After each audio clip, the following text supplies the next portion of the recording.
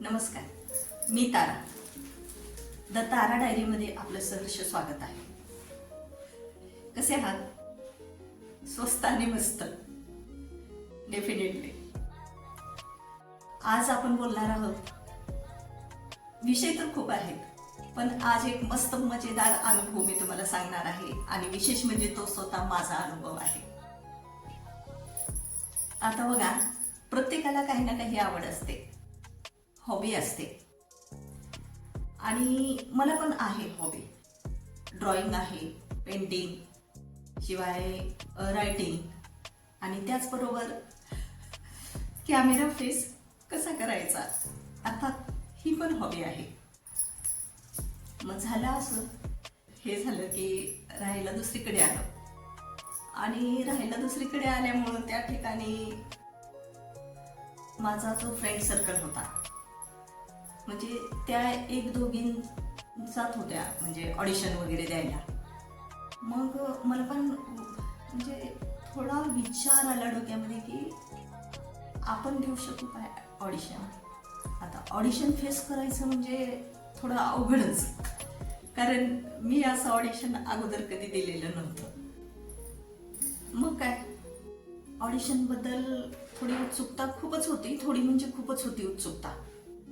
कसं उभं राहायचं, काय बोलायचं आणि विशेष म्हणजे त्यांनी दिलेली डायलॉग पाहिजे. म्हणजे भलेही ते कॉमेडी देऊ शकतात, इमोशनल देऊ शकतात, कसेही देऊ शकतात. स्क्रिप्ट त्यांची असते. मग ओके ठीक आहे म्हटलं, एकदा आपण द्यायलाच पाहिजे.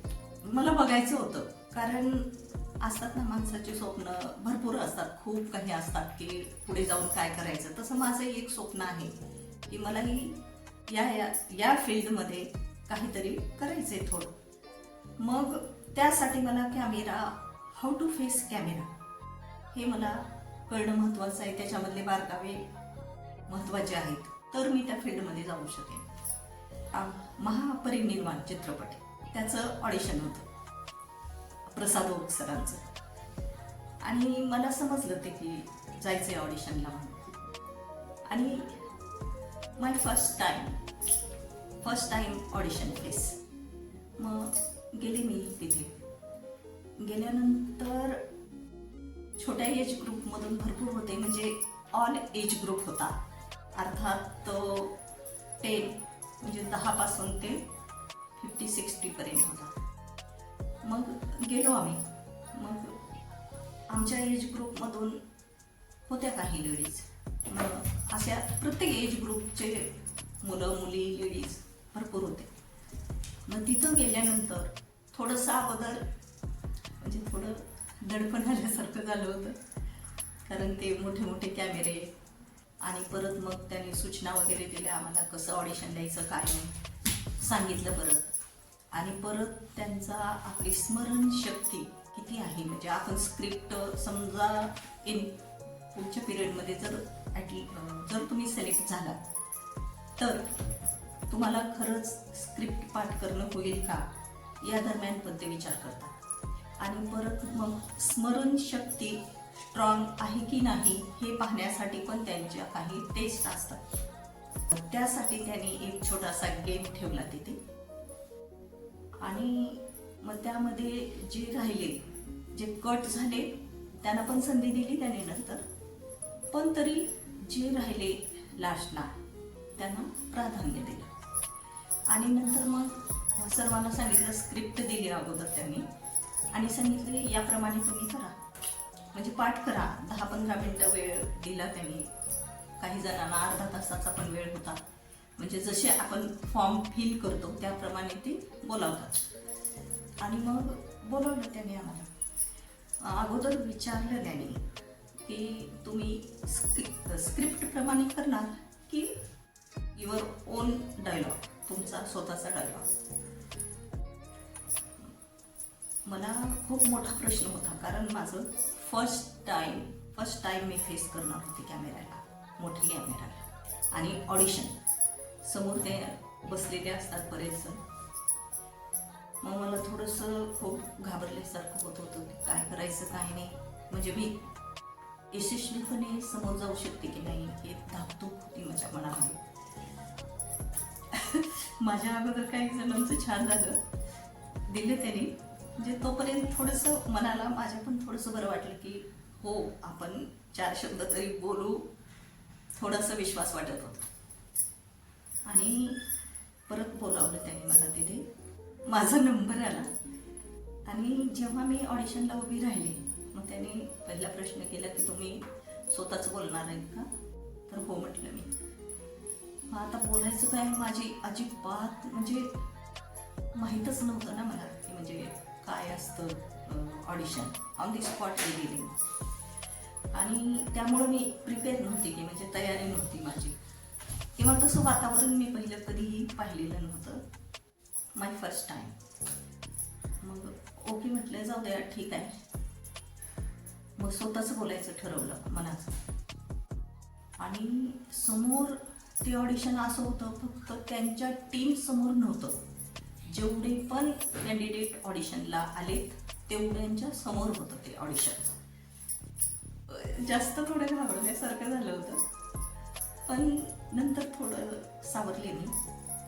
माझ्या लाईफमधला प्रसंग आठवला आणि असा प्रसंग आठवला म्हणजे स्त्री संदर्भातच होता, ते स्त्रिया संदर्भात. म्हणजे स्वतःचा असा प्रसंग आठवला काहीतरी आणि त्यावर बोलायचं मी ठरवलं. म्हणजे माझ्या मनात फिक्स केले की आपल्याला ह्या याच्यावर बोलायचं आणि सुरू झाली. मग तो विषय काय होता, मला म्हणजे जगू त्या सन्मानाने, किंवा सन्मानाने, महिलांना सन्मानाने कसं जगता यावं किंवा कशी जगू शकेल ती सन्मानाने. आणि मग ते बोलत असताना मी माझा ओन प्रसंग त्याच्यामध्ये, माझ्या लाईफमधले काय जे 1-2 प्रसंग होते ते मी तिथं डायरेक्ट बोलले. आणि झालं असं, ते जेव्हा मी बोलत होते तेव्हा ऑलरेडी माझ्या डोळ्यामध्ये पाणी आलं. ऑलरेडी म्हणजे मी त्या डायलॉगमध्ये इतके गुरफटून गेले, इतकी म्हणजे ते डायलॉगमध्ये मी एकरूप झाले माझ्या ओन डायलॉगमध्ये. अक्षरशः माझ्या डोळ्यातून असं डबडबले माझे डोळे पूर्ण. आणि डबडबल्यानंतर जे समोर आपल्या कॅमेरा असतो, कॅमेरा तर समोर असतो, पण आणखी दुसरे पण असतात ते समोर फोटो वगैरे काढणारे, शूट करणारे. ते पण त्यांनी शूट केलं आणि मग मोबाईल नंबर सांगा, हे सांगा, ते सुरू झालं त्यांचं. आणि त्यांना जेवढं विचारायचं ते त्यांनी विचारलं.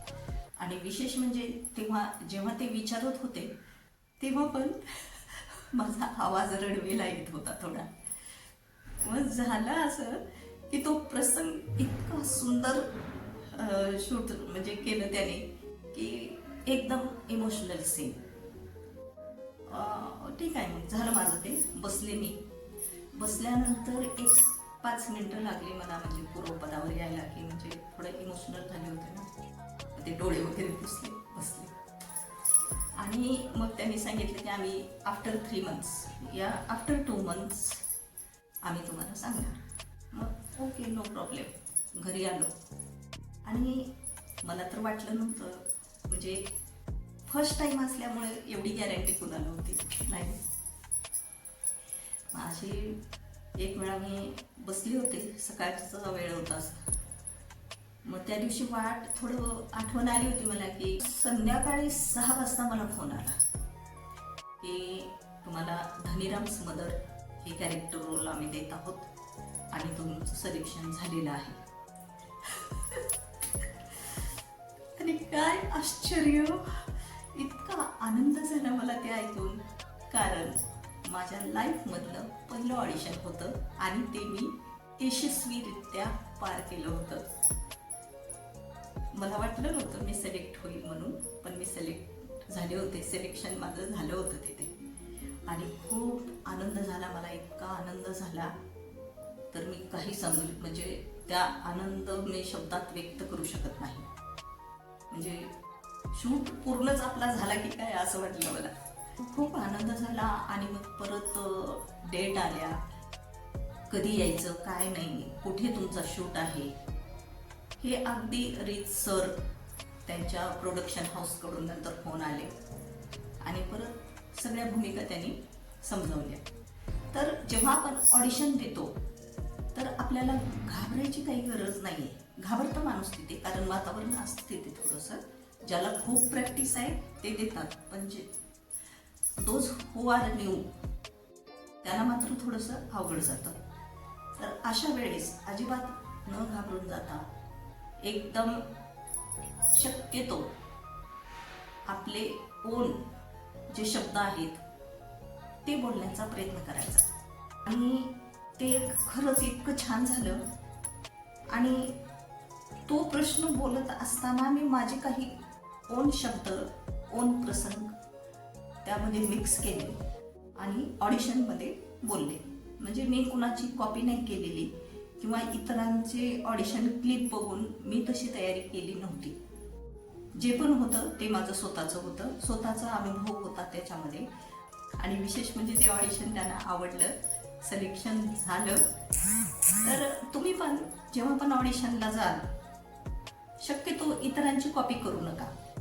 जे पण आहे स्वतःचं बोला, कारण तुम्ही स्वतःचं जेवढं बोलाल तेवढं प्रभावी बोलाल. कारण काय असतं माहिती आहे का, जेव्हा तुम्ही स्क्रिप्ट प्रमाणे बोलता समोरच्या लोकांना माहिती असते स्क्रिप्ट जे देतात तुम्हाला प्रोडक्शनचे, त्यांना माहिती असतं ते की कुठं चुकला, कुठं अडखळला, कोणती लाईन मिस केली. पण जेव्हा आपण आपलं ओन बोलतो तेव्हा त्याला ते माहीत नसतं. म्हणजे पाहतात, समजून घेतात, पण कोणती लाईन मिस झाली किंवा कोणता शब्द मिस झाला हे कळायला मार्ग नसतो ना. त्यामुळं ऑलवेज आपले स्वतःचे ओन शब्द, ओन डायलॉग तेच बोलायचे. इतरांची कॉपी अजिबात नाही करायची. मग तुम्ही 100% नक्की सक्सेस व्हाल. कारण हा माझा स्वतःचा अनुभव आहे. तर मग मित्रमैत्रिणींनो, कसा वाटला हा व्हिडिओ मला कमेंट करून नक्की सांगा.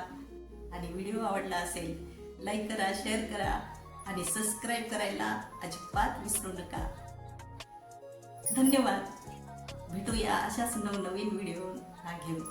तोपर्यंत स्वस्त रहा, मस्त रहा.